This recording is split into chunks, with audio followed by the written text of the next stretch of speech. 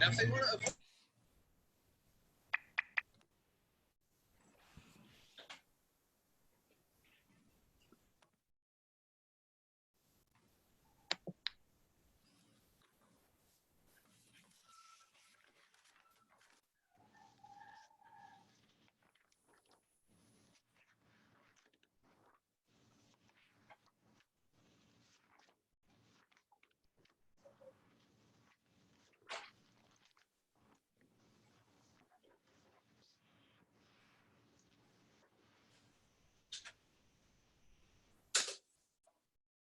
Hi guys, is it clear from your end?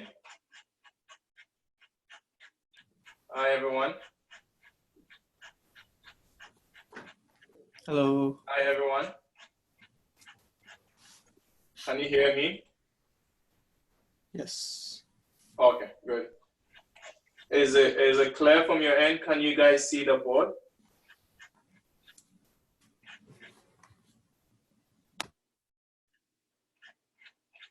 Let me know if you have issues, okay? So we start right away. We don't have much time today.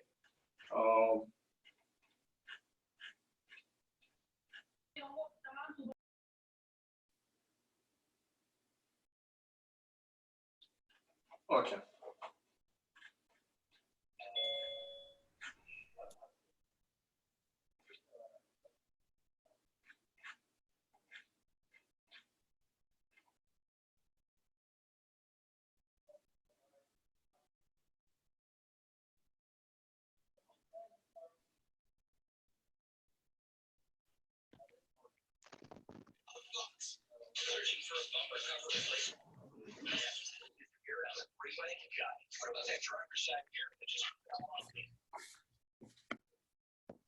Okay.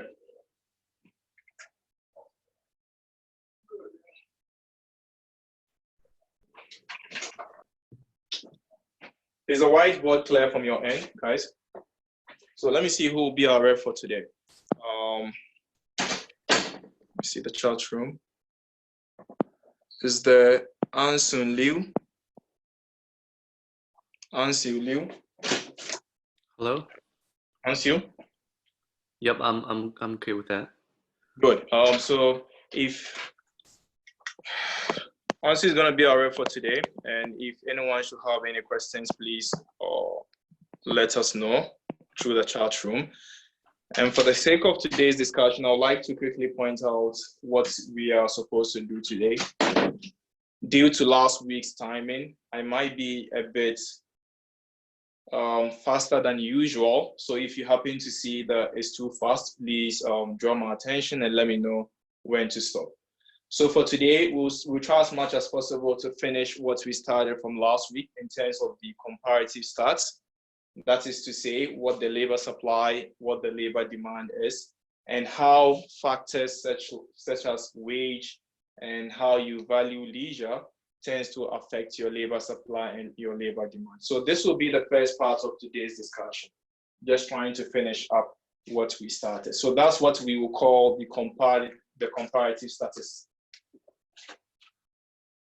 How those factors, which are more or less like your parameters or your exogenous factors, tend to affect your decision making in terms of your labor supply or your labor demand.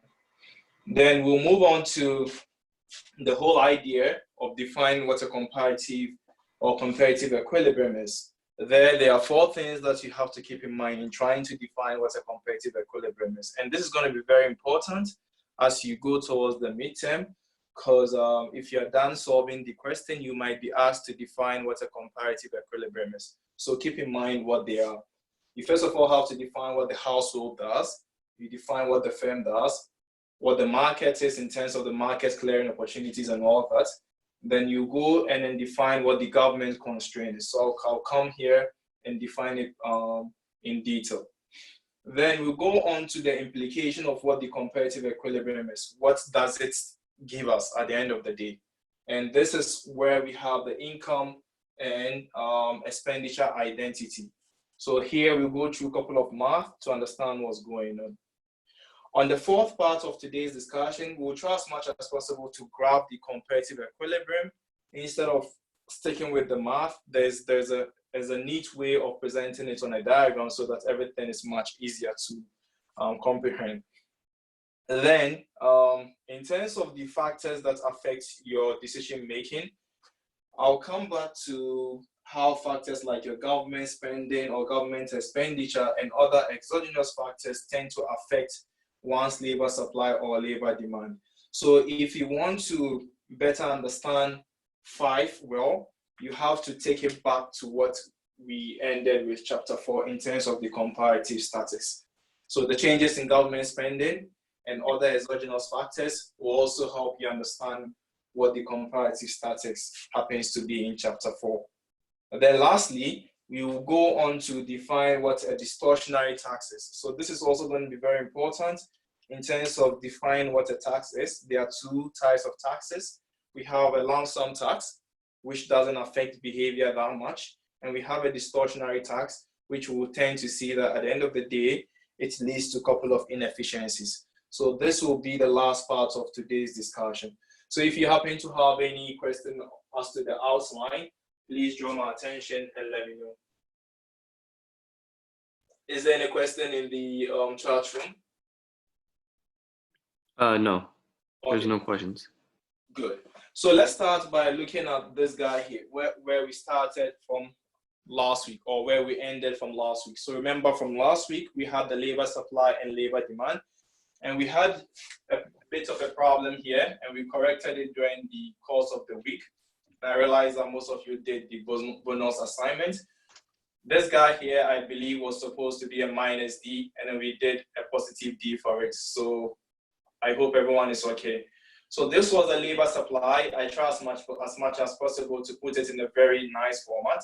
And let's see how a couple of factors like your wage tends to affect how much labor you are willing to supply. Okay? How much labor you are willing to supply. If you do a very simple math, whenever wage goes up, the whole idea here is as the wage goes up, if you differentiate this guy with respect to wage, or if you do the labor supply, the wage, when the final factor here happens to be greater than 0, then the implication is that you are an individual. Whenever the wage increases, you tend to supply more of the working hours. So in that case, we have what we call the substitution effect. Remember, substitution effect basically says that the higher the wage, you substitute away from sleeping and you work more. So that's the first part of today's discussion. If this function happens to be that whenever you differentiate it with respect to wage, it happens to be minus, then we have what we call the income effect. Because you happen to be an individual, whenever the wage goes up, you tend to work less because you think that you are much wealthier. So to everyone in the chat room, I think we've not yet started taking the roll. So wait till I inform you guys as to when to come and take the roll, okay? So stop typing yes and let's concentrate here. When the time is due for us to take the roll, I'll let you know. Is that okay, Anson? Yeah, for sure. Okay, so this is the substitution effect. This is the income effect. So when we work with this final equation, I realize that when the wage goes up, your labor supply tends to go up, or vice versa. So we have a substitution effect playing a role here. Another important factor, as John was trying to point to us last week, was the fact that this guy here, which represents our non-wage income, remember D happens to be the difference between the profits minus the taxes. So when this guy goes up, because this guy is negative, this guy also comes down. So this is the non-wage income effect on your labor supply. So if you happen to be working and you have an investment somewhere, the higher the investment, the lesser you are willing to work. So this is the whole idea about the comparative stacks. How does factors like how much you value leisure, how much you value your net non-wage income, how does it affect your amount of labor supply? So just keep that in mind as you guys work towards your midterm. Get to know how these factors affect your labor supply. Is there any question in the chat room? No, not right now. Okay, good. So an example here is this guy here. Maybe you might see it in your midterm. Remember, this is gamma. Gamma represents how much you value leisure. So because of this whole idea of the COVID situation, a question here might be, what will be your current gamma? If your current gamma is down, what will that imply about your labor supply? We got a question. Sure. So Jean said, so both IE and SE exist, but in different circumstances. One overwhelms the other. Exactly. Yeah. It depends on which one comes out. Yeah. It depends on which one comes out. Yeah. On top. Okay. Yeah. Yeah, sure. So just keep in mind, what will be gamma? How is your leisure affected by this COVID situation? How does that affect how much you value leisure? Is it going to increase it or reduce it? If it increases your leisure, then what happens to the amount of your labor that you supply? So keep that one in mind as well. Is that okay? Any question? So that's the whole idea. Alex said, can you repeat the gamma part? So gamma is how much you value leisure, right? And then this COVID situation comes in, and then it says that everyone should be indoors. You've been indoors for the past 2 months. Do you still value sleeping, or do you? That's a question. You've been indoors for the past 2 months. Do you still value, exactly, not as much. So if you don't value leisure not as much, it means your gamma is going to come down. As your gamma comes down, what happens to your labor supply? It's going to go up. So the more willing you are to go back to work. Yeah. Okay. Thank you. So that's the whole idea. So you might also want to play around with factors that affect the decision by the firm. So we just finished looking at the household. We might want to look at the firm as well. So a couple of things that you might be interested in looking at. Maybe you ask yourself, what happens to the number of labor demand if Z goes up? Right? What happens to the demand for labor? Labor will increase. They will demand more labor. You ask yourself, the firm again, what happens to the firm's demand for labor when wage increases? They used to pay their workers $10 an hour. Now they have to pay their workers $20 an hour. What happens to their demand for workers? Obviously, they wouldn't want to hire much people because they are paying more.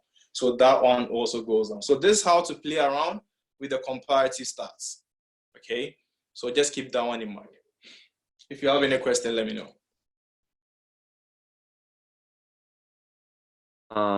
Someone said, will utility always be based off of the U equals ln C plus ln L function? It depends. So there is the file that I sent to you guys. There was a particular utility function that has only C, right? Without the len, right? In that case, you have to know how to play around with it. It depends. It depends on different functions. You might see a different function. The most important thing is get to know the steps that is involved in solving the Lagrangian, and you come up with a different labor demand or labor supply. Okay, and someone asked, can you repeat the ND part? So ND is the amount of labor demand from the firms, right? How much you demand from the firms. How much labor the firms do demand, right? So that's the question here. If they demand, can you guys see the board? Is it clear? Yeah. This is how much they demand, right? This is their demand function. Now the question here is, if you happen to be a firm and you have cheap labor, will you hire more people or less people? The whole idea here is you hire more people. Now, if the labor is now higher in terms of how much you have to pay them, that is to say W goes up, will you hire more people or less people? you obviously hire less. Is that clear? There's another question. So Yeah. is the pi in household problem same as the profit we mentioned in firms? Yeah. Remember, we said the household holds the firms, right? The same. Yeah.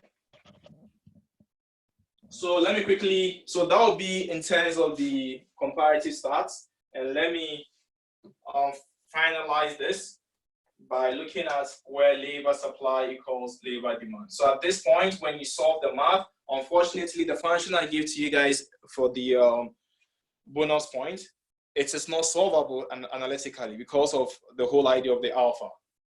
In terms of the midterm, you can solve it. So the function I'll be presenting to you in the midterm is solvable. So keep that one in mind. So the whole idea here is you solve this guy, you solve this guy. You create this equation to this equation, which is you create this guy to this guy, and you try as much as possible to find W. Make W the subject. As soon as you find W, that W will become the market's wage or the market clearing wage, because that will be the point where the two of them will agree that, hey, this is where we would like to supply our labor, and these guys will go like, hey, this is where we would like to also demand our labor. So the market clears. So that's the whole idea. Having said that, let's quickly move on to define what a comparative equilibrium is and what the implication will be over there. We have two questions. Sure. So the first question is, can you give us an example of a solvable probable to allow us to practice for the midterm? Sure, I'll do that. And I think I'll be doing that at the end of today's discussion when we come to distortionary taxes. That will be more or less like the last part of chapter 5, where the output is only produced using labor, right? And the second question is, can you provide a solution of how would you have done it? In which case? Which one? Is it the one that's solvable or the one that's not solvable? ND equals NS. Yeah, I'll show you guys how that works. Right? Yep. Okay. Good. So we have a comparative equilibrium here. And what does a comparative equilibrium mean? It's very simple, okay? It basically says that, tell me what you did in terms of the household. So what you're going to tell us here is that I was given a problem where you tell us what the household did, right? So one, for you to define a full comparative equilibrium, you define what the household did.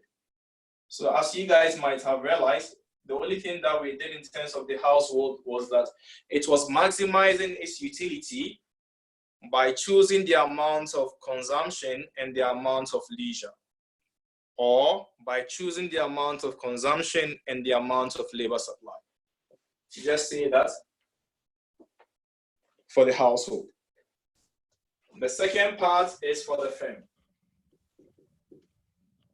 The firm also did some maximization. What did they maximize? The firm was interested in maximizing its profit by choosing the amount of labor demand. So the firm does this. It maximizes its profit by choosing the amount of labor demand. These guys maximizes their utility by choosing C and the amount of labor supply.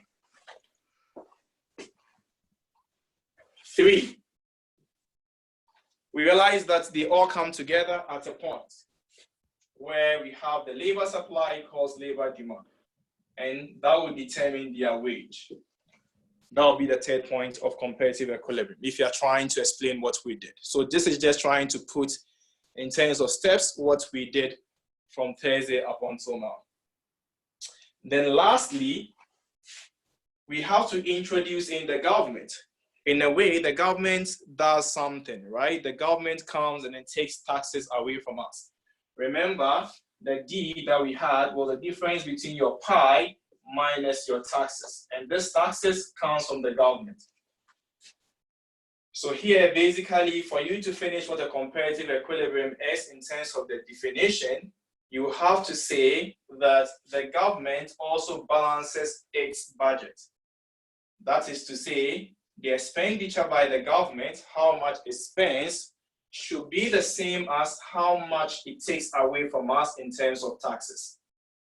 If you do 1, 2, 3, 4, then you are done defining what a comparative equilibrium is. Any question? Any question? No. Good. So this is comparative equilibrium in the shortest possible form. There's nothing ambiguous about it. It's as clear as it could be. And if you really want to solve a question for the full point, when I'm to present you guys with a question on the midterm, if you understand what a comparative equilibrium is, you can easily solve all the questions without any ambiguity. But if you don't understand the comparative equilibrium, it becomes very difficult for you to know where to start and where to end. There's one question. Sure. So can you go over step 4 again? Step 4, remember, when we had the profit function, when we had the disposable non-wage income, it's basically the difference between pi and t. Pi is coming from firms, correct? But t is coming from government. And comparative equilibrium, you have to be complete. You have to tell us all the players in the economy. 1, you told us what the household does, which is good. 2, you told us what the firm does, which is good. 3, you told us what the firm and then the household do at the end of the day, which is good. But if you don't bring in the fact that there is someone also taking away taxes from you, you are incomplete, right? So that's why you also have to bring the idea of the government. So if the government takes away the taxes, the question is, what does it do with it? It obviously provides us security, roads, bridges, and all that. And that's where the G comes in. Is it okay? Yep. Okay. Thank you. So let's then quickly move on to the implication about the comparative equilibrium. What does it say? So remember what we had.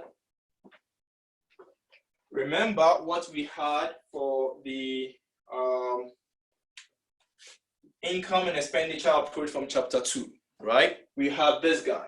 This guy was said to be C plus I plus G plus NX, right? This is the expenditure formula. What I'm trying to do here is I'm trying to tell you guys that if you truly define what a comparative equilibrium is, then you will end up with this equation. So just keep in mind what we are about doing. First of all, we assume that we are in a closed economy.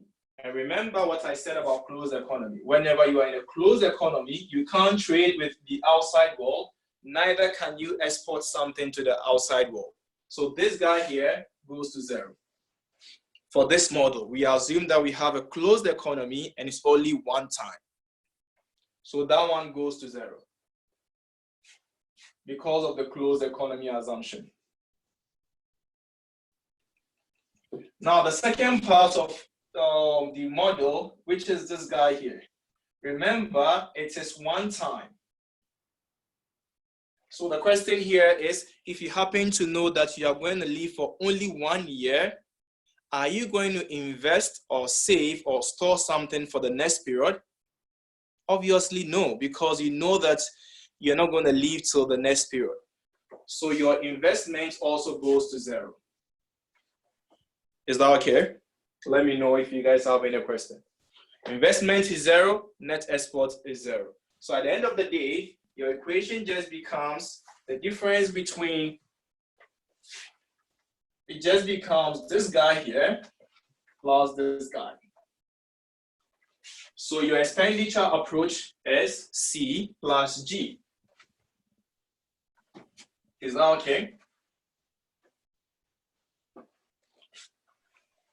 Is there any question in there? Nope. Okay, we're good.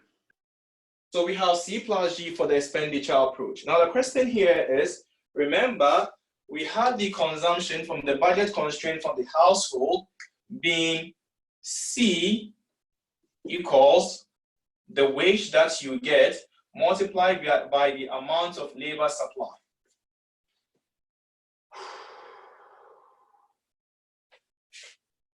Plus pi minus the taxes. This is C, right? Was that C? Or do we need more? Let me know.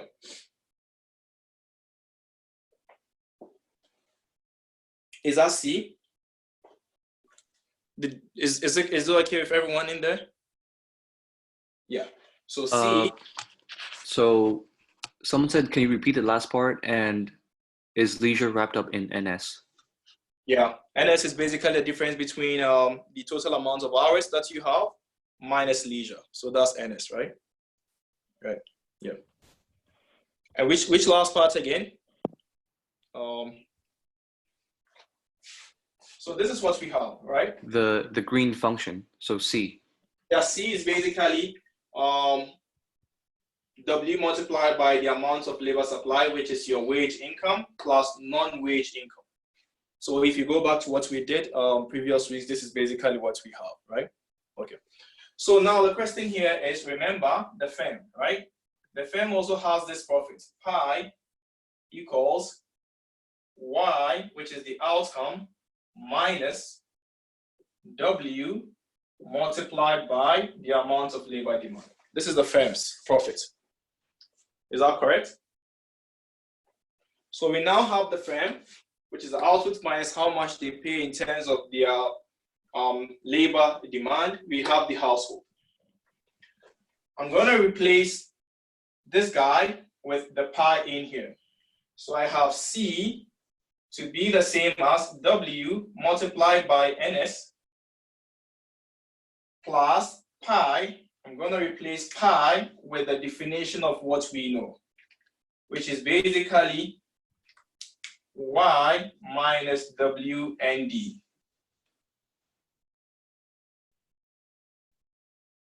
Okay? Minus T.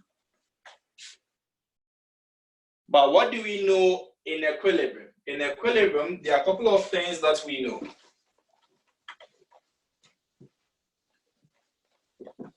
In equilibrium, we know that labor supply equals labor demand in equilibrium. So NS here can be said to be the same as NS here. So I'm going to put NS here, or ND. So this guy will tend to cancel this guy. So I'm left with Y minus T. In equilibrium as well, remember the fourth part that you guys asked about, G was the same as T. So I can go back here, replace T with a G.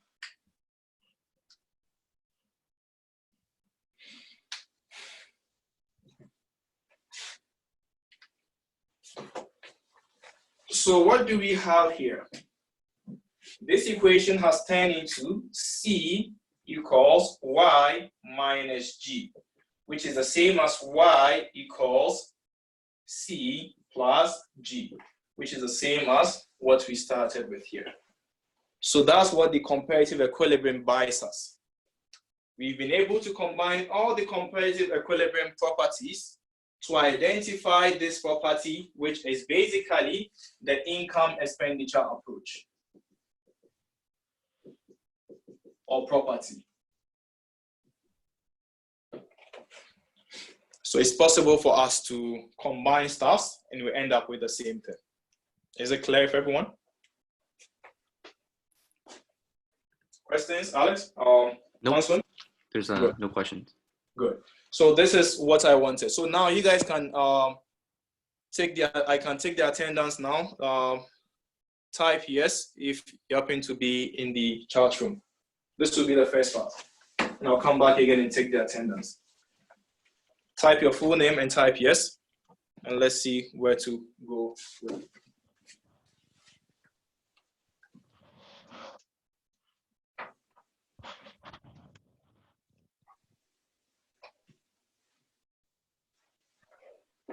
Now for the graphs in the book, I really encourage you guys to have a look at them over and over again, it might look a bit complicated, but it's not as complicated as it looks. So I'll try and take you guys through one or two, and let's see how best we can solve them, right? So let's start by looking at one of the graphs in there. So for you to draw the graph, we need to understand the basics of the graphs. So we have this guy here. This is the production possibility frontier. This is the amount of H. This is the output. And remember, if you are to draw this graph, it looks like this. To those who read the book, this will be the nature of your graph. We have the output produced. Yeah. We have the H in there, the labor input. And yeah. So with this graph, what we have here is this is more or less like the total amount of hours that we have. This is not leisure. So this is to say you devote 24 hours to working, you have a maximum amount of output that you can give. And this is the output. And we have the slope of the marginal product line. So go back to chapter 4 and read the difference between this guy. What does it measure? The difference between this A to this B. What does it measure? This measures the profit. So keep that in mind. So the book will refer you guys back to chapter 4, where the difference between the marginal product and the output curve will measure the profit. Now the question here is, working with a graph like this is a bit tedious. So we have to flip it upside down. To flip it, we use the same idea, but here, instead of this being the amount of labor hours that you work, you replace it with leisure. So it becomes the opposite of this. So instead of this being the maximum, the starting point now becomes the maximum. Because at this point, leisure is 0, which implies that the amount of hours that you work is 24. So it will give you the maximum amount of hours that you work. And at this point, leisure will therefore be 24, and the amount of hours will be 0. At this point, leisure will be 0. At this point, leisure will be 24. So this will be the basis of the graph. Now that we flipped it, we can go ahead and see what comes out of it. I'm going to draw one of the graphs in there. Before I go ahead, is there any question in there? Nope, not for now. Good. So before I go ahead, I'm just going to draw the main graph in there, tell you guys what each and every point means, and hopefully you can understand the rest of it.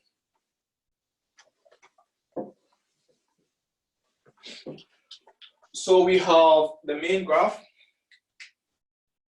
If you happen to be using chapter 6 of the book, this will be on page 107. Just make sure you understand everything in there. If it's not clear, just draw my attention. I have this guy here. I have, yeah, so let me put H in here. Leisure to be here. I have this guy here. My drawing is not perfect, but please bear with me. If something is not clear, just draw my attention. I have this guy here. I have this guy. My output here. I have this guy. Basically the slope of the marginal product for labor. And this is your indifference curve. So where the three of them meet, you have a property there. That is to say the marginal rate of substitution, you call the marginal rate of transformation, you call the marginal product of labor. So that will be this point. And this will be the more or less like the final point. So let's look at the most important points on this graph. The first thing there's a question. So is this for pi minus t less than 0? Pi minus t less than, no, this will be different, right? So what we saw in I believe chapter 2, right? I think that's what he's trying to draw our attention to. Remember chapter 2, we said there's a point where pi minus t is greater than 0 and where pi minus t is not. It's not. Is that where the intuition is coming from? Yeah. Yes. This will be different, right? This will be a bit different. So this is trying to capture the production possibility frontier, trying to cover the budget constraint and all that, but it has a feel of it. So I'll try and explain to you. Let me see what my time I have. I don't have much time though. So let's see. I might transfer most of it to office hours if you want to understand more of it. So we have a point. So this will be the point where you are willing to consume them, the final point, the equilibrium point of consumption. This will be the amount of leisure star, right? And one of the most important points here that I would like to point your attention to is this guy here. And I'll use math to explain it. So first of all, this gap from here to here represents your profit. And remember, I captured that one earlier on the first graph. This is your profit. This is how much. So here, assuming you decide to have leisure this month, maybe 23 hours. The whole idea here is when you decide to have leisure for 23 hours, even though you work for 1 hour, you don't consume anything because what you consume goes directly to the government in terms of taxes. So you consume 0. If you decide to work somewhere here, even though you produce this much, you can only consume C star and have leisure of L star, and part of it will go to the government. So this gap here is what the government takes. This is what you have, and the combination of C and G will give you the entire output, which is Y. So try and go through the graph by yourselves, and just let me know if you have questions. I'll try and have a look at it during the office hours, probably tomorrow. Just come, let's discuss it into detail. Anson, is there any question in there? Yep, there's a question. So is the straight line the budget constraint? Yeah. That's the, or you can call it the marginal product of labor. I wish at that point where the Y, the W equals N, or the budget constraint. Yeah. Is it okay with everyone? Any question again? Nope, no questions. Good. Let me quickly rush to, so I'm going to still stick with this point. One thing I would like to point your attention to, and that will be on the next page or so, is the increment in terms of the government spending. So at this point, this is how much the government takes. If the government decides to increase its spending and takes more taxes away from you, it means you have to increase the portion that the government takes. So this guy comes up until this point. This is G2 because this guy has increased. And you no longer start from here. You now start from a point like this. And what we tend to see here is with this increase in government spending, the government now takes more taxes away from you. And as the government takes away more taxes away from you, you don't have much consumption anymore. You used to produce 10 apples and give only 2 to the government. Now the government says, hey, I don't want 2, I would like to take 5. So you move here, now your PPF curve looks something like this. So what we tend to see is that your consumption will move from somewhere here down to somewhere here or lesser. So that's the whole idea. So keep that in mind when the government comes in to increase their spending or to increase their lump sum taxes. Is that clear with everyone? Yep, I think so. Good. So just read the book, have a look at that definition, and have a look at what it implies. Lastly, it might also be the case that, remember, you produce output by looking at Z, which is the function Z into function K and N. Z, remember, represents the technology. It might also be the fact that technology in the system has increased. So Z has gone up. With an increase in Z, your output will also increase. So what that will imply here is that you no longer start from here, you start from a much higher point. and end at the point where you may be somewhere here. So your curve will also shift. You have a higher point. So keep that one also in mind. And that will be seen in the next 2 pages as well. So that's how to play with the diagram. If there are no questions, I would like to quickly move to the math aspect of it, where I will introduce it to what is f? Where is f? Oh, f is a function, right? It might be a Cobb-Douglas function. It might be CES function or what's not. Is that okay with everyone? All good? Now let's quickly move on to the math, and hopefully it might clarify this equation further. If you happen to be in the chat room, type yes again for the second roll call. And if you have questions, please let me know.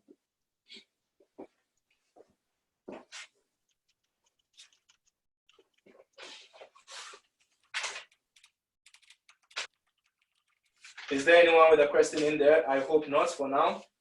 So we can just... No questions for now. Good. So let's quickly go to where I'm talking about in terms of the math.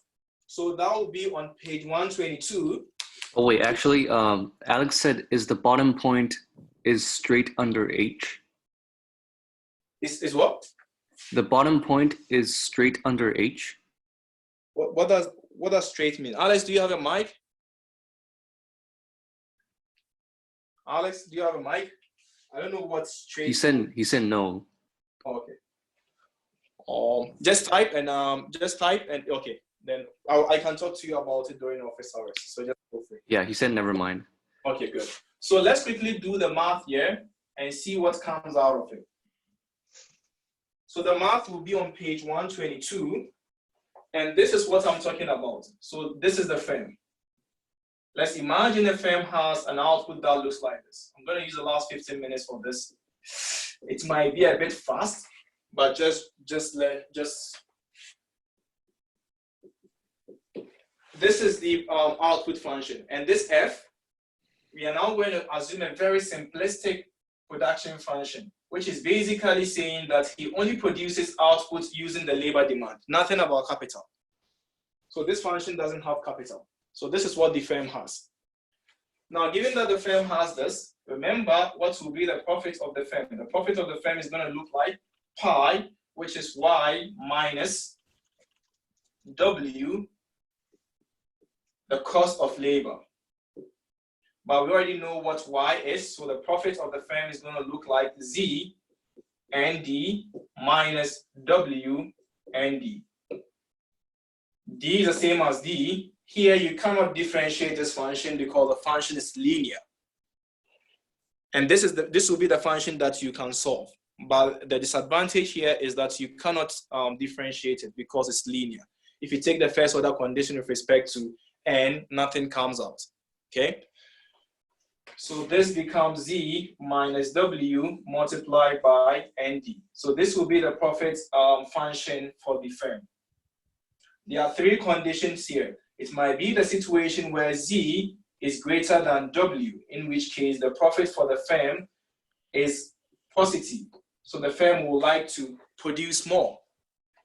It might also be the case that the firm has z, this, which means the profit of the firm is negative. The firm will never produce. And lastly, it might be the case that z is the same as w, which means that the firm has a profit of 0. These are the 3 conditions that will come out of this function. And if you are interested in drawing this, it just looks like this. At the point where z equals w, and let's put the labor demand here, the firm is indifferent because it makes a profit of 0. At this point, you don't really care whether you are having profit or not. It's just, you don't care how much you demand in terms of labor. It's between 0 and infinity. Anything works for you. So that's why this line is straight. It doesn't matter how, it doesn't really change that much. The interesting part here is what really happens when Z is greater than 0? What do we think the firm will do? Anyone to help us? What happens if Z is greater than W? How much will the firm hire? Anyone to help me? 0. So you have a situation where Z is greater than W, which means you are making a positive profit. Will you hire more people or less people? Yeah, you hire everyone more, right? So in that case, your demand will go up. Your demand for workers will go up. And whenever Z is less than W, you demand 0. So that's how the profit function is going to look like. So please keep that one in mind and have a look at the file I sent to you guys. It's nicely written over there. Okay, so I'm going to keep this guy somewhere here. Just to be consistent with what we have, I'm going to put Z here and put ND here. We have ND here. We have Z or wage here. And at this point, we have W equals maybe Z or something like that. And just have a look at the file that I sent you. So it's just going to look like you are indifferent. You're going to high 0 somewhere here. You're going to high infinity somewhere here. So this will be the nature of the graph. So there's a question. Yeah. It says, what file did you send and when was it sent? Oh, the file I sent on Ando Fato, the optional reading. So I'll have a look at that. Just send me an email. Just go back to your Canvas page and have a look at the extra reading that I sent. Okay, I can send it to you if you guys have any issues. I'll send it to you. Okay. Is that okay with everyone? So this will be in terms of the firm. In terms of the household, it's going to be what we saw earlier. The household does the same thing. And this is where the math might be a bit tricky. So let me quickly write the household function. Remember, C equals the property that we had, Y minus G. Y is being produced using what we saw earlier, right? C will therefore be, this is Y. Z, ND minus G. But remember, as you guys asked earlier, ND is the same as the difference between H minus L minus G. Do we get it? Is it okay with everyone? I'm just trying to steal the Y output here from the output that's been given from the firm. Okay, so if that's fine, then this represents the PPF, more or less. Now, what about the constraint for the household? The household has a budget, which is C equals W multiplied by NS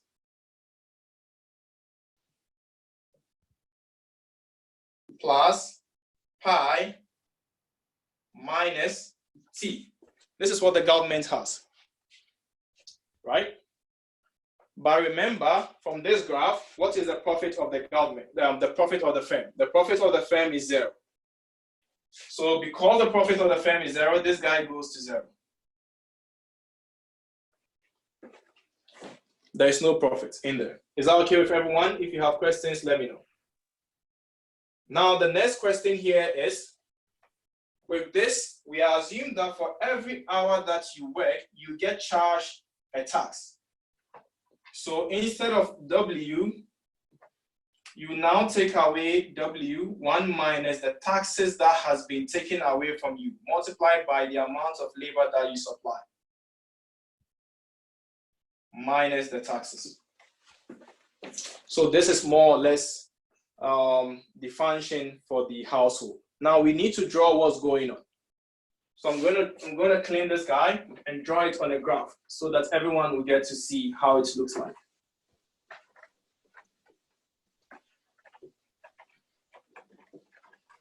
So remember, we have C on the y-axis. C is somewhere here. We have a point where even if you work, you still have to consume 0 because the government will take away the part of the G, minus G comes here. And we have the production possibility frontier that looks like this.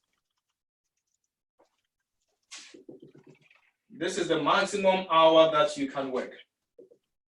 So there's 2 questions. Alex said, is it W bracket 1 minus T bracket NS? And, and someone said, for household, why is profit considered to be 0? I think I made mention of that, right? So remember the profit function that we gave for the firm can either hire everyone, hire 0, or it's indifferent. So we made mention of the fact that the function is such that it's not possible to hire everyone. So we quickly move on to the point where it's indifferent between the 2 points, where Z is the same as W, and at that point, profit is 0.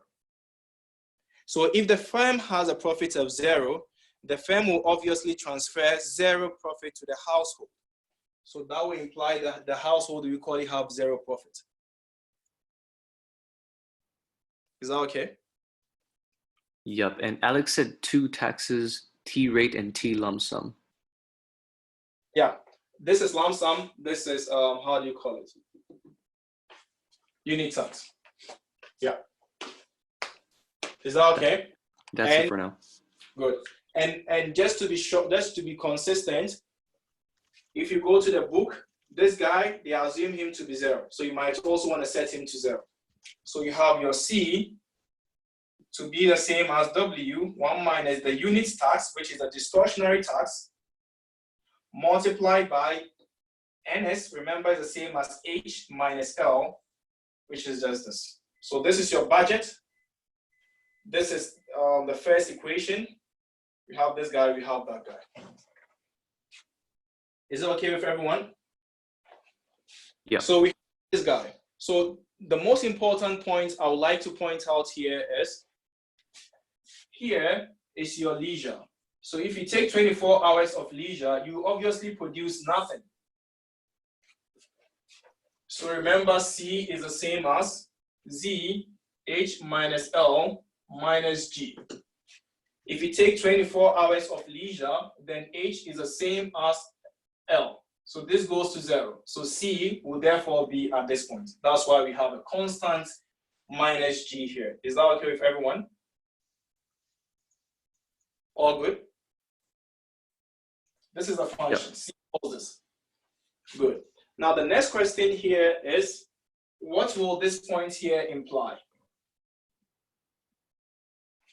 This point says that you still consume by working, but you wouldn't be able to, everything that you work goes directly to the government. So you have to solve for this point. So at the point where C is 0, remember at this point C is 0. So you put C equals 0 here. You have H minus L minus G. C is 0. So you move everything to this side. Or G will therefore be Z H minus L. You still want to find what your L is going to be. It's very simple. You can either go either ways. So we have a situation where you have G over Z equals H minus L. That will be how much you tend to work. And that will be the point here.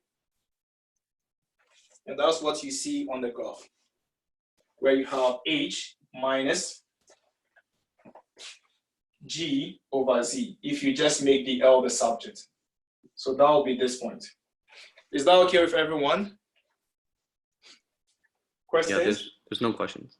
Good. So that will be this point. I'm very particular about that point. So we have this line, we know what every point means. Now, this line is a production possibility frontier, PPF. We now have to go and capture what the budget constraint line looks like. And that's going to be this guy here. The same relationship. You have C here, you have L here. So instead of using this, which is a PPF, you now have to cancel it and use the budget constraint to draw the budget constraint line. Remember, on the graph, we have both the PPF and the budget constraint. We now have to come and draw the budget constraint line. How is it going to look like? Your guess is as good as mine. It's just going to be C equals W 1 minus T H minus L. If you break this down, and I believe I can leave this guy as an assignment for you. If you break this guy down, the slope will be given to you as you see it over there. The slope is going to be W 1 minus T, which is going to be much flatter. The first part has the same slope as the marginal product of labor, which is the same as W. But this guy, the slope is 1 minus T. So we need to draw a graph that captures the same point. So let me be very particular about that. They end at the same point, or somewhere here. Yeah. So this is the new graph. And this is going to be the budget constraint. So we now have the budget constraint, which comes from this graph. So we have a much flatter point. So now the government is taking away a unit tax away from you. In the first instance, where we had the blue line, which is the same as the slope of the marginal product of labor, we had the indifference point to be somewhere here. And you consume as a higher point here, and you have perhaps a higher leisure here. L1, C1. With this new unit tax, the curve is much flatter, so we have to draw a new indifference curve. And there are a couple of properties that it follows. Go somewhere here. And what do we see? We tend to see that here, your consumption will reduce and your leisure will tend to increase. So my final point here is, unlike the lump sum tax, a unit tax is distortionary.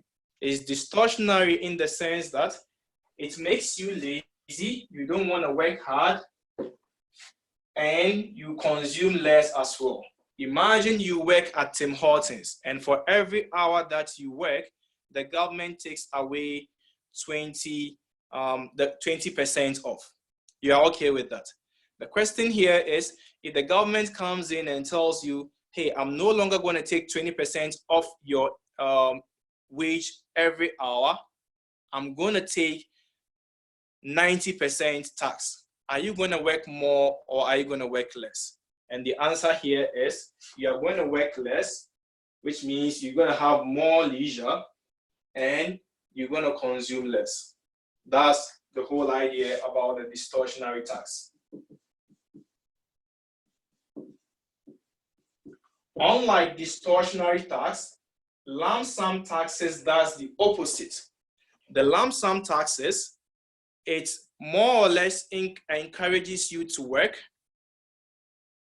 but at the same time, your consumption still goes down, but it doesn't reduce your work hours that much. So just get to know the difference between what a lump sum tax does and what a unit tax does.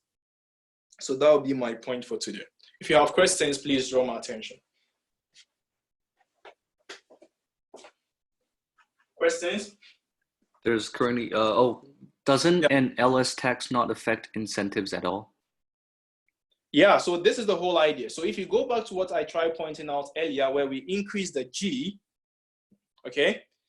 I think that will be one of the pages. Look at the whole idea of the crowding effect. When the government increases its, how do you call it? Its consumption, G, which is basically going to increase the taxes. It affects behavior in a way, but not as distortionary as this guy. So if you look at the, is it John asking the question? Yeah, it's Sean. John, if you look at what we did in 392, the first equilibrium and the second welfare idea, this is what we are talking about. The difference between a lump sum tax and then the distortionary tax, right? What a distortionary tax does is it tends to affect decisions that much. But for a lump sum tax, if it affects decision, but not that much. Is that okay? John? Yeah, he's good. So that's the whole idea. If you have questions, please ask. I don't know when the time. Yeah, so I think we are almost out of time. So my office hours is going to be tomorrow. Hopefully it will remain tomorrow. I try to make it flexible, but nobody comes around. I'm just going to have a standard time tomorrow. It might be our standard time forever. So just keep your eye on the announcement, and I'll just announce it right away. All good? So let me know if you have questions much later during the office hours, and I'll send the recording to you when you guys are. Okay. See you guys. Bye.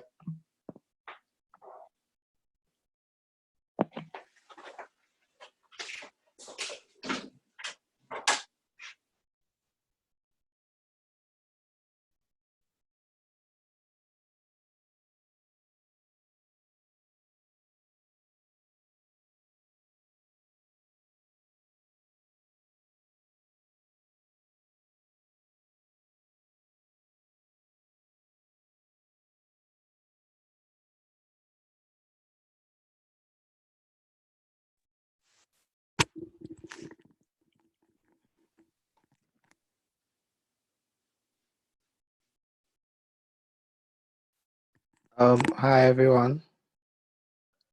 Can you join? Who you media no? Meyusu, my rectify problem. Don't bet me I join the media. Okay, then let me just end this. Okay. Okay, so